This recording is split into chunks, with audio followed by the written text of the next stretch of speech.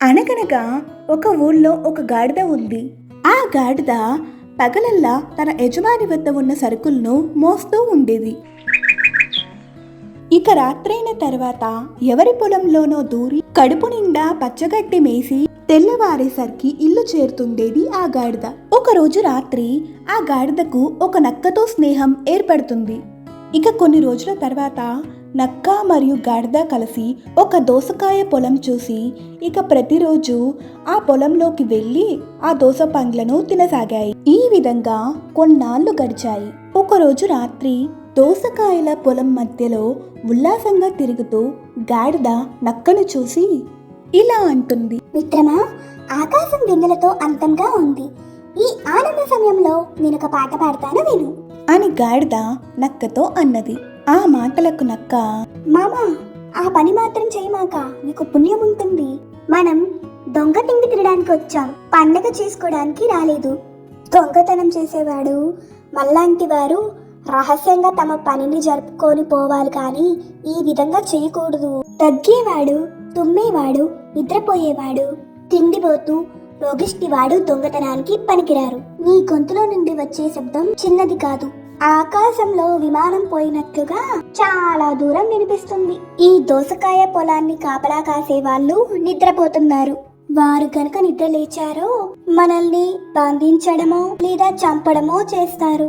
కాబట్టి ఓ గాడిద మామ, నువ్వు దయచేసి పాట పాడవద్దు. మిత్రమా, నువ్వు అడవిలో ఉంటావు కాబట్టి నీకు పాటల్లో ఉండే మాధుర్యం నీకు తెలియట్లేదు. చక్కని వెన్నెలలో ఈ రుచికరమైన దోస పండ్లను తింటూ పాట పాడకపోతే ఎలా? ఇంక ఈ జన్మెందుకు? నేను ఖచ్చితంగా పాట పాడి తీరుతాను అని గాడిద నక్కతో అన్నది. ఏదో ప్రమాదం ముంచుకొస్తుందని నక్క ముందుగానే అనుకుంటుంది. ఇక నక్క ఆ దోసకాయల పొలంలో నుండి కంచెను దాటి బయటకు పరుగులు తీస్తుంది. ఇక వెంటనే గాడిద ఏమాత్రం ఆలస్యం చేయకుండా ఓండ్ర పెడుతుంది. ఆ భయంకరమైన స్వరాన్ని విన్న ఆ దోసకాయల పొలం కాపలాదారుడు ఇక వెంటనే నిద్ర నుండి మేలుకుంటాడు. ఇక వెంటనే ఆ పొలం కాపలాదారుడు నిద్రలేచి ఆ గాడిదను చావబాస్తాడు.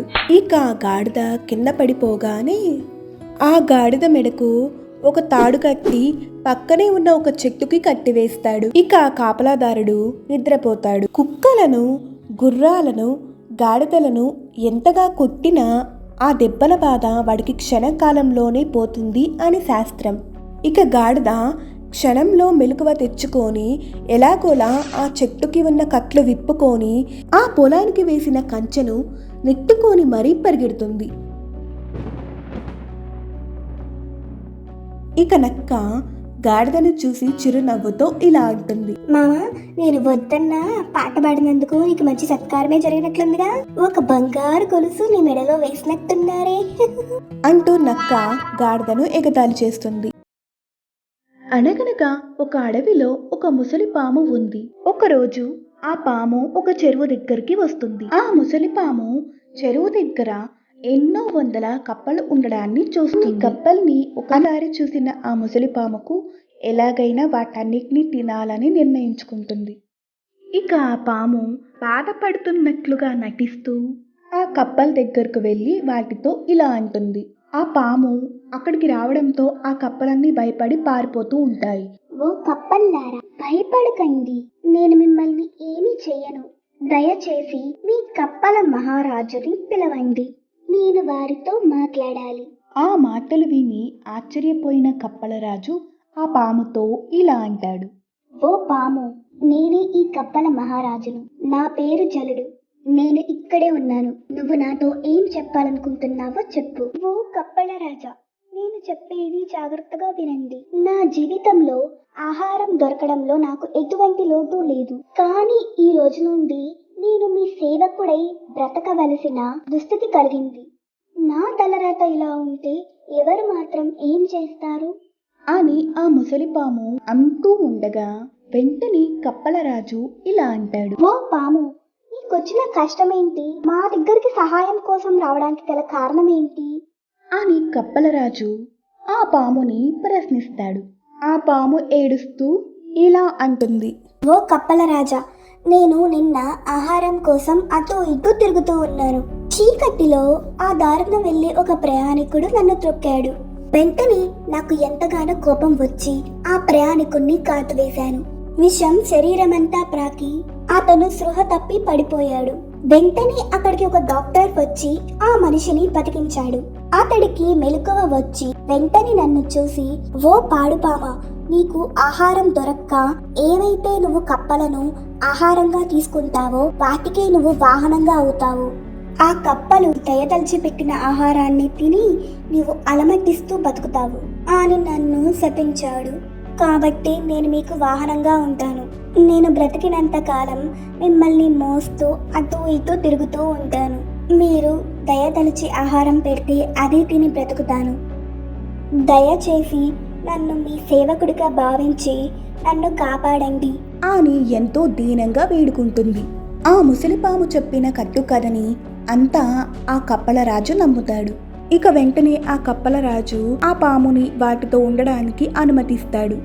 తర్వాత అతడు తన మంత్రులతో బంధుమిత్రులతో కలిసి ఆ పాము మీద ఎక్కి ఆ చెరువు చుట్టూ షికారు చేయసాగాడు. ఈ విధంగా కొన్ని రోజులు గడిచాయి. ఒకరోజు ఆ ముసలిపాము కొంత దూరం వెళ్లి ఆగిపోయి ఆ కప్పరాజుతో ఇలా అంటుంది, చూడండి ఓ కప్పరాజా, నాకు బాగా ఆకలి వేస్తుంది. నేను ఇంకా ఒక్క అడుగు కూడా ముందుకు వేయలేను. దయచేసి నాకు కొంచెం ఆహారం పెట్టండి అని ఆ కప్పలరాజుని ఆ పాము అడుగుతుంది. ఇక వెంటనే ఆ కప్పలరాజు ఇలా అంటాడు, ఓ పాము, నువ్వు బాధపడకు.